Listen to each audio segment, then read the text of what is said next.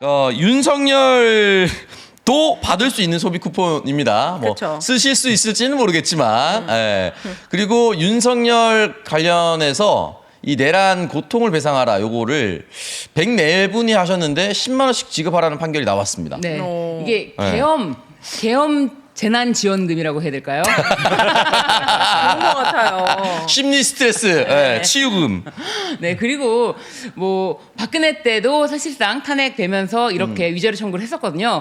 그 사건은 1심, 2심 둘 다 기각이 됐어요. 아. 그런데 이 윤석열 사건에서는 무장 군인들이 실제 네. 민간인들을 향해서 어쨌든 실무장을 했고 실제 생명과 신체 위협을 느끼지 않았습니까? 당연하죠. 이거는 굉장히 다릅니다. 네. 그래서 그 실무장을 한 군인들을 보고도 사실 쓰레빠를 신고도 그 겨울에 국회까지 갔던 많은 국민들 덕분에 어쨌든 이 계엄을 막아낸 거 아닙니까? 그렇기 때문에 이건 현실적인 고통이라고 저는 보여지고요. 그래서 이제 박근혜 당은 좀 차원이 다른 것이고, 그리고 사실 이것으로 인해서 금방 계엄이 해제될 것처럼도 안 되고 해제도 안 되고 끌었고, 그리고 파면도 금방 끝날 것 같았지만 파면도 잘 안 되지 않았습니까? 네. 굉장히 길었어요. 4월 4일까지. 그렇기 때문에 전 국민이 이것에 대해서 다 청구를 하는 것이 좋겠다라는 네. 생각도 들지만, 사실 이 판결을 내린 판사님이 네. 이 사건을 끝으로 이제 퇴임을 하셨어요.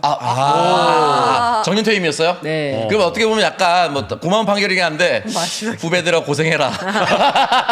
살짝 그런 느낌도. 그렇네. 그래서 이제 이분이 네. 퇴임식을 하지 않겠다라고 어. 하면서 길게 장문에 글을 남기셨는데, 이제 본인이 따뜻한 마음을 갖고 판결을 하는 것이 무엇보다 중요하다라는 생각, 그리고 사회에서 우리 판결 이런 것에 대해서 굉장히 관심을 두고 지켜보고 있다는 생각을 좀 하고 판결을 내려라, 이런 좀 메시지를 내렸는데요. 근데 항소심 가면은 사실상 항소심 굉장히 위험합니다. 서부지법 폭도들 항소심 어떻게 판결했습니까? 근데 항소를 안 했잖아요. 윤석열이 항소해야 되는 아니, 거 아니에요? 이 사건에서는 이제 아직 항소심 안 그렇죠. 갔는데 네. 이제 법원 구성 자체가 호락호락하진 않다. 네. 법원 구성이 지금 엉망진창이다. 네. 그래서 서부지법 폭도들에 대해서 항소심 재판부가 폭도들에게 다시는 안 그러리라 믿는다. 신뢰한다. 이번에 우발적인 것이라 믿는다. 엄청난 신뢰를 줍니다. 아니 그래요? 계획적으로 커뮤니티에서 얘기하고 자기네들끼리 단체방도 만들고 유튜브 보고도 나왔는데 뭐가 계획적이지 않아요. 네. 그러면서 구속 피고인들을 풀어주면서 집행유예를 풀어줘요.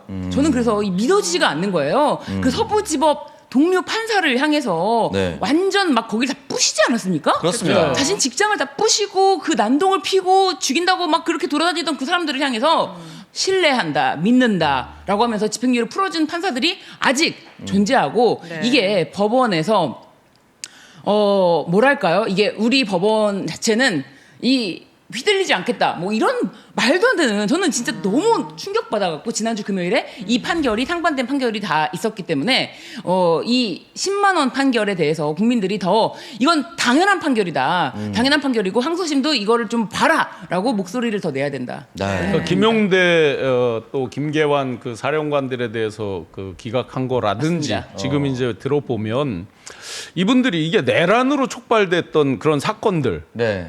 이런 게 아니라 평상시 그냥 일반적인 어떤 사건하고 똑같이 취급하는 거 아닌가 하는 이 황당함이 많이 들죠. 근데 실제로 일반 잡범들은요 바로 구속입니다.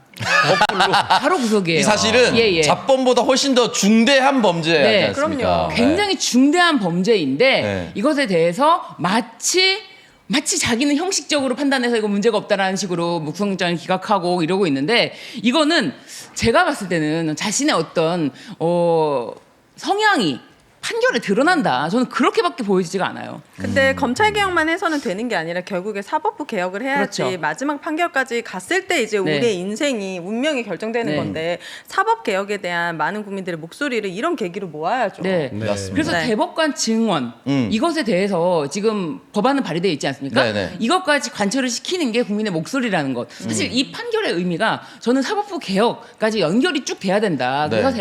대법관 증언까지 대법관 증언까지 네. 연결이 좀 됐으면 좋겠다. 네. 이 판결이 거기에 작은 불씨를 좀 일으켜주는 게 아닌가. 예. 검찰개혁 같은 경우는 예전부터 보니까 김대중 대통령 때도 검찰에 대해서 이제 비판한 게 있더라고요. 그래서 그때부터 쭉 이어오면서 네. 검찰개혁에 대한 그 흔히 말하는 국민적 동의는 충분히 했는데 사법개혁 판사들까지 해야 되나라는 그 고민이 네. 조의대부터 시작해서 지금까지 착착착 쌓이고 있습니다. 네, 네. 국민들이 충분히 동의하실 거라고 생각이 듭니다. 네. 더군다나 엊그제 이제 박찬대 그 원내대표 전 네. 그 후보죠 지금 당 대표 뭐 공개를 했던 게 이제 주요한 내용이 보면 지기현 그 부장 판사가 갔던 술집 네. 그 이름하고 이제 그 주소를 거기다 제시를 했다는 거잖아요. 네. 보면 그렇다는 얘기는 이게 의미가 큰 게 있어요. 네.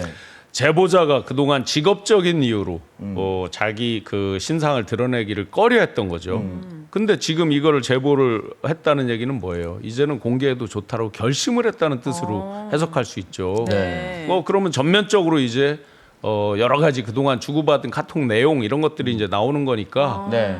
이제 사법부도 긴장해야 되겠죠. 그동안 윤리위 뭐 이런 것들 어떻게 지기현 씨 저기 했는지 공개한 적 없잖아요. 맞아요. 어떻게 되고 있는지 우리 제보자가 모르잖아요. 당초에 민주당에 와서 제보를 하기로는 지기현도 같이 술을 마셨다라는 취지로 제보를 한 걸로 알고 있는데 그 후에 대법원 가서 이제 뭐 조사 받으면서는 말을 바꿨다. 지기현이 말한 대로 와서 사진만 찍고 술은 먹지 않고 갔다.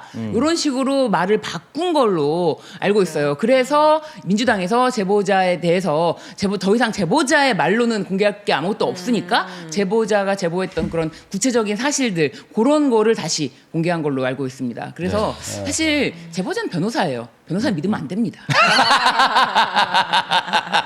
변호사도 앞으로 이제 재판하고 살아야 되잖아요. 네. 네네. 그래서 변호사가 뭐 판사의 비리를 파헤친다 혼자서 불가능합니다. 근데 3명이었잖아요. 지기현이랑 그 네. 제보자 말고 한 명 더 있잖아요. 그렇죠. 그 사람 그 사람은 아예 숨어버린 거겠죠. 아. 네. 제보자도 변호사고 그래서 제보자 변호사가 뭐 자기 뭐 다른 뜻이 있지 않고서 변호사 일을 계속 하고자 한다면 판사의 비리를 혼자 본인의 이름을 까고 제보한다?